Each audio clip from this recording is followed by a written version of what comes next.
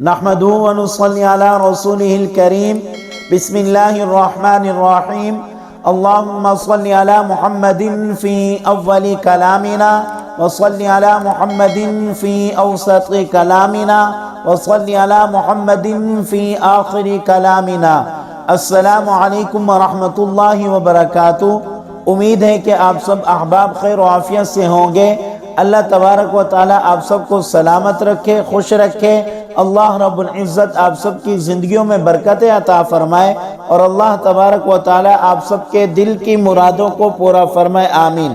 آج آپ کو حج اور عمرہ کرنے کا پاورفل وظیفہ بتانا ہے، اور میں یہ بات دعوت سے کہتا ہوں، آپ کی جیب کے اندر 1 روپیہ بھی نہ ہو، آپ یہ وظیفہ پابندی کے ساتھ کریں اور توکل کے ساتھ کریں۔ انشاءاللہ تعالی اللہ رب العزت کے فضل و کرم سے آپ کو حج اور عمرہ کی سعادت نصیب ہوگی۔ ہر مسلمان کی یہی خواہش ہوتی ہے، جس نے کلمہ پڑھا ہے لا الہ الا اللہ محمد الرسول اللہ، وہ یہ چاہتا ہے کہ میں رسول اللہ صلی اللہ علیہ وسلم کا روزہ دیکھاؤں، بیت اللہ دیکھاؤں، اللہ کا گھر دیکھاؤں، اپنے پیارے نبی کا روزہ دیکھاؤں، اور رسول اللہ صلی اللہ علیہ وسلم کی حدیث مبارکہ بھی ہے کہ جس نے میرے روزے کو دیکھا اللہ رب العزت اس پر جنت کو واجب فرما دیتے ہیں۔ اور آپ صلی اللہ علیہ وسلم کا جو روزہ ہے یہ جنت کا ٹکڑا ہے، کیونکہ رسول اللہ صلی اللہ علیہ وسلم دنیا ہی میں جنت کے اندر آرام فرما رہے ہیں۔ اور میں یہ کہوں کہ یہ میری بات غلط نہ ہوگی کہ جنت کے اندر اتنی اللہ رب العزت نے خوبصورتی نہیں رکھی جتنی روزے کے اندر خوبصورتی رکھی ہے، کیونکہ جنت میں رسول اللہ صلی اللہ علیہ وسلم اس وقت آرام فرما رہے ہیں، اور وہ جنت اللہ رب العزت نے مدینے میں رسول اللہ صلی اللہ علیہ وسلم کے روزے میں بھیج دی ہے۔ ہر مسلمان کی خواہش ہے، جس نے کلمہ پڑھا ہے لا الہ الا اللہ محمد الرسول اللہ، وہ یہی چاہتا ہے کہ میں اپنے رسول حضرت محمد الرسول اللہ خاتم النبیین صلی اللہ علیہ وسلم کا روزہ دیکھاؤں، اللہ کا گھر بیت اللہ شریف دیکھاؤں۔ اس کے لیے بہترین عمل ہے، بہترین وظیفہ ہے اور آسان وظیفہ ہے۔ اس کو پابندی کے ساتھ کریں، اس کو توکل کے ساتھ کریں، انشاءاللہ تعالی اللہ رب العزت کے فضل و کرم سے آپ کی جیب کے اندر 1 روپیہ بھی نہ ہو، اللہ تبارک و تعالی آپ کو حج و عمرہ کی سعادت نصیب فرمائیں گے۔ اور یہ وظیفہ تجربات کے اندر آیا ہوا ہے۔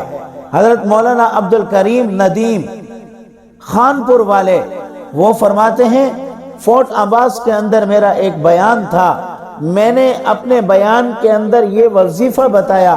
وہاں حضرت درخواستی رحمہ اللہ کے ایک پرانے شاگرد مولانا قدرت اللہ وہ موجود تھے، انہوں نے بیان کے اندر یہ وظیفہ سنا اور اس وظیفے کے اوپر عمل کرتے رہے۔ ابھی 1 سال کا عرصہ ہی نہ گزرا تھا، وہ ایک چھوٹی سی فیکٹری کے اندر ملازمت کرتے تھے۔ اس دور کے اندر 500 سے 700 ان کی تنخواہ تھی۔ اس فیکٹری کے مالک مولانا کو بلا کر کہتے ہیں، مولانا آپ کے پاس پاسپورٹ ہے؟ مولانا فرماتے ہیں، میں تو غریب سا آدمی ہوں، میرے پاس کہاں سے پاسپورٹ آئے گا، میں نے کہیں باہر ملک کے دورے کرنے ہیں۔ فرمایا کہ اچھا، یہ مجھ سے پیسے لے لو، جا کر اپنا پاسپورٹ بنا لو، اللہ رب العزت آپ کے لیے آسانیاں پیدا فرمائے گا۔ مولانا قدرت اللہ اس فیکٹری کے مالک سے پیسے لیتے ہیں، اپنا پاسپورٹ بنواتے ہیں اور پاسپورٹ اس فیکٹری کے مالک کو دے دیتے ہیں۔ وہ فیکٹری کا مالک پاسپورٹ کے اوپر ویزا بناتا ہے، مکمل خرچہ مولانا قدرت اللہ کو دیتا ہے، کھانے پینے کا خرچہ، وہاں رہائش کا خرچہ۔ مولانا فرماتے ہیں، میں وہاں اللہ کے گھر گیا، رسول اللہ صلی اللہ علیہ وسلم کے روزے کی میں نے زیارت کی، میں عمرہ کر کے آ گیا اور میرا 1 روپیہ بھی نہ لگا۔ جس طرح گیا تھا ویسے ہی واپس آ گیا۔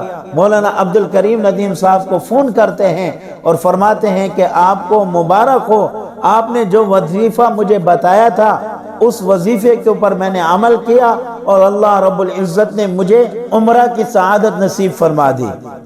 اور اسی طرح مولانا عبد الکریم ندیم صاحب فرماتے ہیں کہ میرا ایک دوست راول پنڈی کا ہے، میں نے وہاں پر یہ وظیفہ بتایا، اس دوست نے اس وظیفے کے اوپر عمل کرنا شروع کر دیا۔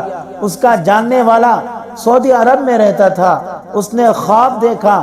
خواب میں کیا دیکھتا ہے کہ کوئی بزرگ آ کر اسے کہتے ہیں کہ فلاں تیرا رشتہ دار بڑی خواہش رکھتا ہے اللہ کے گھر کو دیکھنے کی، رسول اللہ صلی اللہ علیہ وسلم کے روزے کو دیکھنے کی، آپ اس کے پاس پیسے بھیج دیجئے، اس کا مکمل انتظام کر دیجئے تاکہ وہ آئے اللہ کا گھر اور رسول اللہ صلی اللہ علیہ وسلم کا روزہ دیکھ لے۔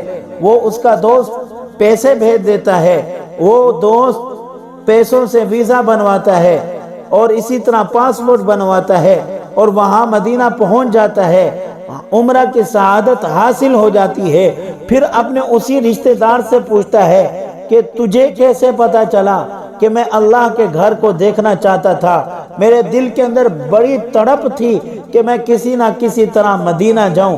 تو وہ شخص کہنے لگا کہ میں نے خواب کے اندر دیکھا تھا، کسی بزرگ نے مجھے کہا تھا کہ آپ اللہ کے گھر کو دیکھنے کی بڑی تڑپ رکھتے ہیں، مدینہ کو دیکھنے کی بڑی تڑپ رکھتے ہیں۔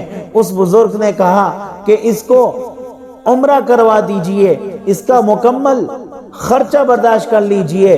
تو میں نے فوراً ہی آپ کے پاس پیسے بھیجے اور آپ یہاں آئے، آ کر آپ نے عمرہ کر لیا۔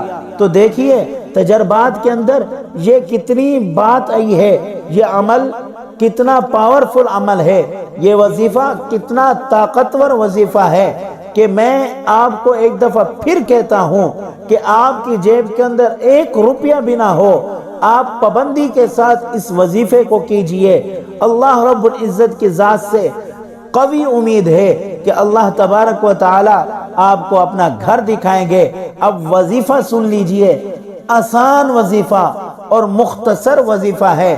آپ نے کرنا کیا ہے کہ ہر روزانہ ظہر کی نماز کے بعد سورۃ الفتح، ہر روزانہ ظہر کی نماز کے بعد سورۃ الفتح مکمل اسی نیت کے ساتھ پڑھنی ہے، اللہ رب العزت مجھے اپنا گھر دکھائے، رسول اللہ صلی اللہ علیہ وسلم کا روزہ دکھائے۔